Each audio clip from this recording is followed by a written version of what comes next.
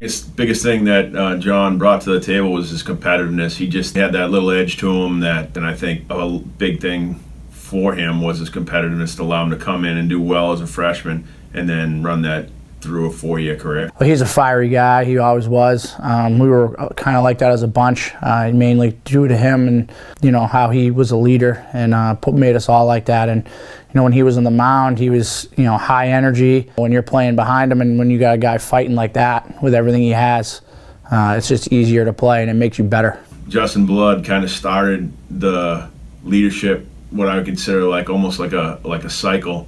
And was kind of just handed off from guy to guy, and that lasted for a long period of time.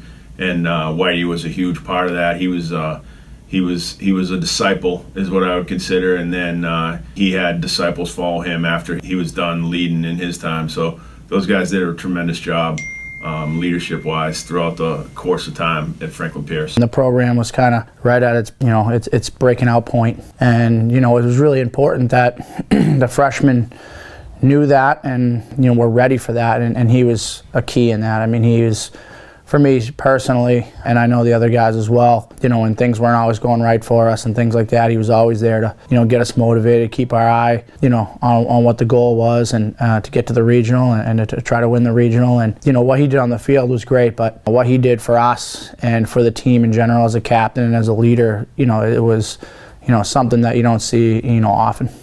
I think the biggest thing for him was at St. Rose when we went down there and played them, right in the middle of the city, right in the middle of Albany, and he almost incited a riot on one of the days he pitched just because he was so competitive and he got the last out and he kind of put his exclamation point on it. But he had a knack for doing that.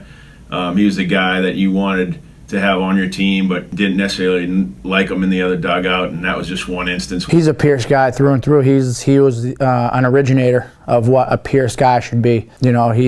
Everything he did was there to help form this program, and he is like a founding father, is what I like to say when I try to talk to our guys about what it was like in the old days. When you got there, it was like he had been here for 20 years.